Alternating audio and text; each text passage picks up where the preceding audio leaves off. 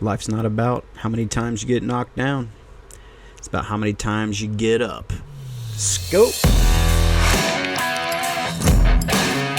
What is up, Bengals fam? It's your boy Mike coming back at you with another Who Daily. This is going to be your weekly game prep sesh for this coming game on Sunday. I think going forward in the season, I'm going to do a recap of the game that was on Sunday.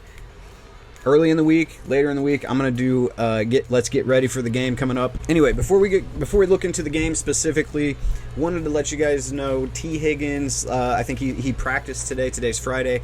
He practiced today. It looks like he's probably gonna play. Now, I wouldn't be surprised if the Bengals play it safe here because, in all honesty, they should be able to beat the Cowboys without T. Higgins. But if he feels good and he's 100%, he'll play. He's on my fantasy team, so I hope he plays, but I'd rather see the Bengals keep him healthy and still win the game. Either way, honestly, I think that the Bengals should be confident going into this game, but you're coming off of a loss against a team you should have beat. So, like I said in the opening, this is a team that will get knocked down. They showed that last year. This is a team that will also get right back up when that happens. So this is their first chance to prove it this year, the first chance to step in. I mean, if you look at the national media landscape around this team, pretty much everybody has this opinion that, hey, man, the Bengals are really good. This isn't really, this is a fluky game. This is how, but that's all good and fine, guys. But you got to go out there and win a football game, and you got to do it on the road in a hostile environment like at Jerry World. Granted, it's against a backup quarterback. So, but we all know how the Bengals' history against backup quarterbacks, right? I mean, they walked into New Jersey last year and got spanked by Mike White. So, look, Cooper Rush has been the backup quarterback in Dallas for 800 years, so he knows how they play there. He knows the offense. He's not very good, and he's not good at all. He probably wouldn't be the backup for the Bengals, let alone many other teams. But look, this is the guy that they've got to prepare for. Even with Dak Prescott, this team just doesn't have that many weapons. CeeDee Lamb is really the only guy catching the ball you're super worried about. You got Zeke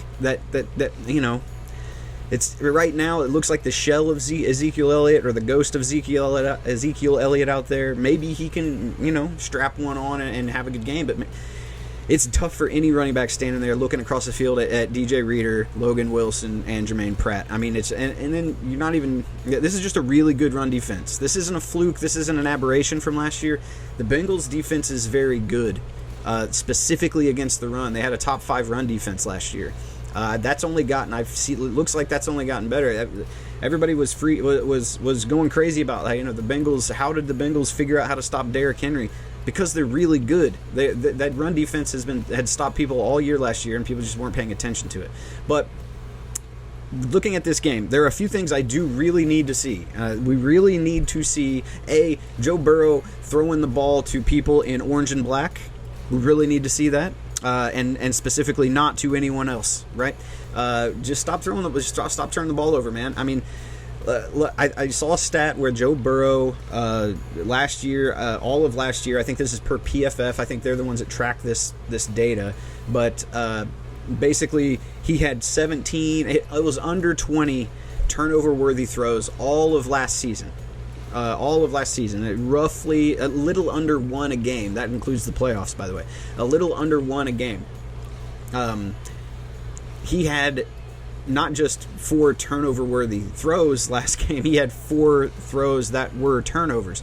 So I just don't see him being that bad potentially ever again. So I really hope not, because if it becomes a trend, if it becomes something that happens, we saw with Andy Dalton what happens whenever Andy Dalton had there were 2 versions of Andy Dalton. There was good Andy and there was bad Andy, and you just never knew which one was going to show up, and most of the time when you really, really wanted it to be good Andy, it was bad Andy. I don't think Joe Burrow has that in him to where he's going to let the mental part of the game slip so much that he won't be able to go out and have a good game plan to beat a team. Here's one thing about Joe Burrow that it looked like to me in that first game, specifically in the first half. He was just a tiny bit behind the speed of the game, just a little bit slow. It resulted in him not being able to basically make the throws on time when he needed to, and they weren't super inaccurate throws. They were just well covered, and if a route is well covered and you put it on the back hip of the receiver, that's dangerous. So, we'll see what he does. I do not expect Joe Burrow to have another bad game. In fact, I expect him to bounce back in a really big way against a pretty subpar defense in Dallas. They're okay. Their defense is good at what they try to do, which is using their freakish athletes, specifically Micah Parsons in this instance, to get pressure on your quarterback, to do things and come from different places, and it makes it difficult for you to diagnose what the defense that you're looking at actually is, with Micah Parsons moving all over the place and that defensive line shifting to accommodate for where he lines up. So one thing I'm going to be looking at a lot here is do the Bengals come in with a plan on defense specifically for Micah Parsons?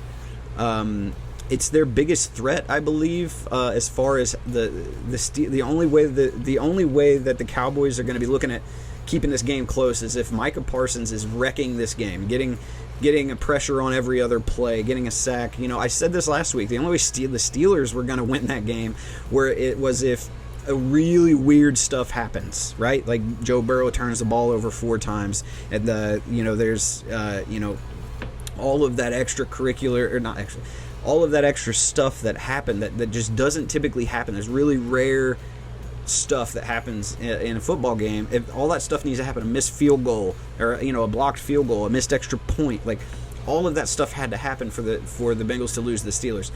At least that much stuff is probably going to have to happen for the Cowboys to beat the Bengals, right? So I'm just looking at them playing. You got to play a clean game. Joe Burrow, do not throw the ball to people that aren't wearing orange and black, and hold on to the football. And also on the flip side, I think the Bengals get a turnover or 2 in this game. They went an entire football game against Mitchell Trubisky without getting a turnover. This is a turnover happy defense. I think they find a way to get one. I think they win the turnover battle in this game. And if you look at Joe Burrow's career, he has won every single game the Bengals that he's been in that the Bengals have won the turnover battle, I think, except for one. But when the Bengals win the turnover battle, Joe Burrow wins football games. Go win the turnover battle. That starts with Joe Burrow not turning the ball over. I'll stop saying Joe Burrow, I promise. The defense, basically looking for more of the same. What I would really like to see from this defense is basically play bump coverage, get your corners right up in these receivers' faces, rush at least six on every play, and make Cooper Rush. Force him. Don't give him anything underneath. Don't give him quick throws. Don't give him quick reads. Force him to go to move on to a second read. Throw the ball deep. Force him to throw a ball over the top of this defense, because I just don't think he can accurately enough and consistently enough to win. And you'll get him on the ground and force turnovers by doing this. I think that's got to be part of the game plan. What you really can't see, what I really can't abide happening, would be the defense doing what they did against the Jets last year when they let Mike White just dink and dunk them all up and down the field, really without even a hint at changing their game plan a little bit. You got to be more flexible than that, and I think they will. I just don't see, again, barring really crazy stuff happening, and it just can't continue to happen, right? So barring the same kind of crazy stuff from last week happening, coming into this week, I don't see the Cowboys having a really good path to winning this football game. This is a special teams unit in the Cincinnati Bengals that is top of the league usually. They obviously weren't last week because their long snapper got hurt, but I don't see Cal Adamitis getting hurt. This is Cal Adamitis' Tom Brady moment, right? You step in for the superstar long snapper Clark Harris, and you get a chance to make sure he never gets his job back, Cal. So let's see what you got. But I expect them to be clean. I really do. Penalties weren't an issue last game. I don't expect them to be one. I really want to see on offense. You really got to see Cordell Volson and Jonah Williams were both weak, pretty bad last week.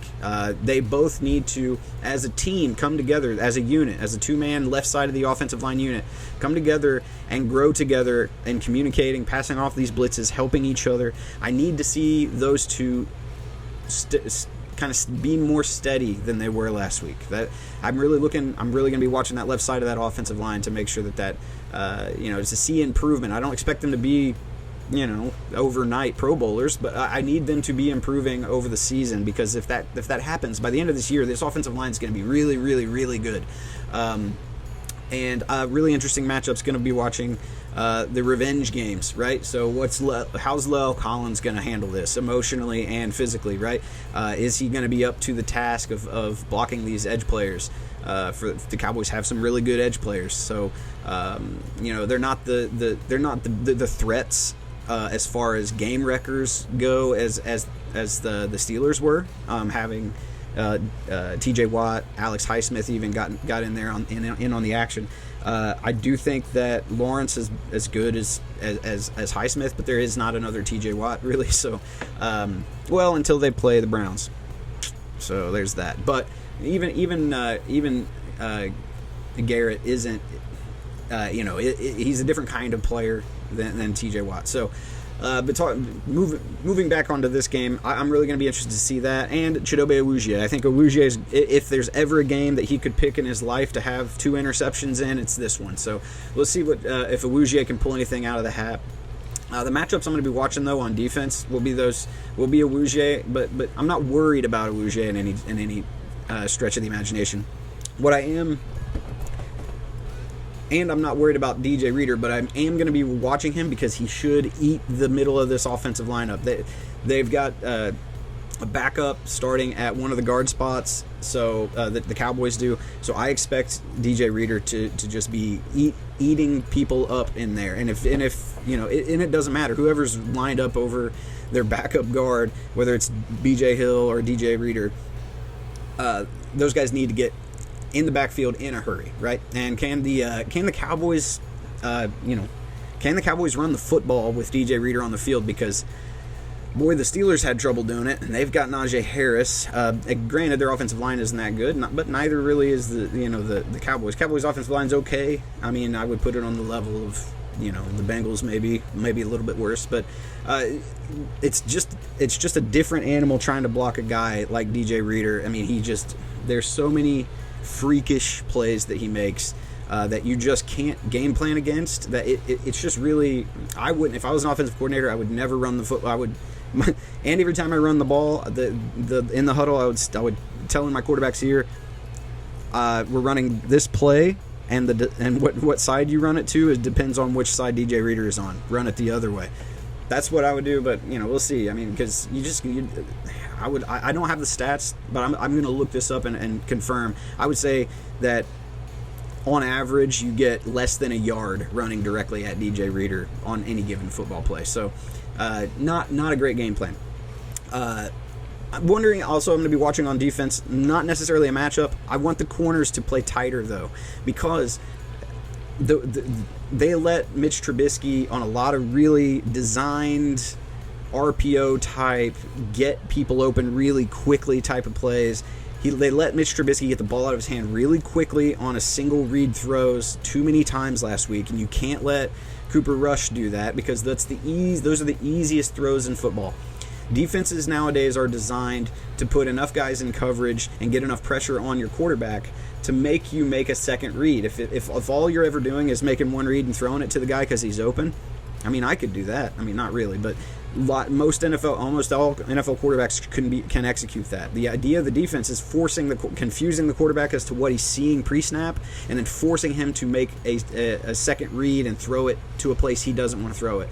That starts for me with the Bengals getting closer coverage and cutting off those short routes, because who are you afraid of deep? Are you afraid of getting beat deep by CeeDee Lamb? He may get you one time, or he may get you a time or two, but they're not going to hit enough of those to beat you, to outweigh the amount of sacks and pressures and turnovers you're going to get by playing a more aggressive style defense, which is really what got them through the playoffs last year, was playing a really aggressive style of defense. Get in the face. Against Patrick Mahomes, they didn't blitz. I know this goes against what I just said. They got to be flexible. Against Patrick Mahomes, they didn't blitz at all, because you can't blitz him. We just saw that last night. The Chargers learned you can't blitz him. Just don't. So the Bengals didn't. They put 8 guys back and said, "Go ahead and throw it, man." But against guys like that's against one of the freakiest quarterbacks on the planet. Against guys like Cooper Rush, it should be. I think we can get you down on the ground before you can make enough reads to throw the football to the right place, right? So that should be the game plan. I think the Bengals do force a turnover or two, win that battle, win the game. Bengals right now are favored by 7 on the road. I'll take the points. I think the Bengals are going to win by 10 at least. And I think they'll cover the spread because, I'm going to take the over on the over-under because the over-under is 42. I think the Bengals are going to score 30 by themselves, at least. So I'll take the over as well. But we'll see. This is where we're going to learn quite a bit about this team. This is a bounce-back game on the road after a really tough loss, a really tough division loss. I'm expecting a lot out of Joe Burrow. I know he's expecting a lot out of himself. So let's see what he's got. But until next week, we'll talk about it on Monday, guys. I've been Mike. This has been Who Daily. See ya.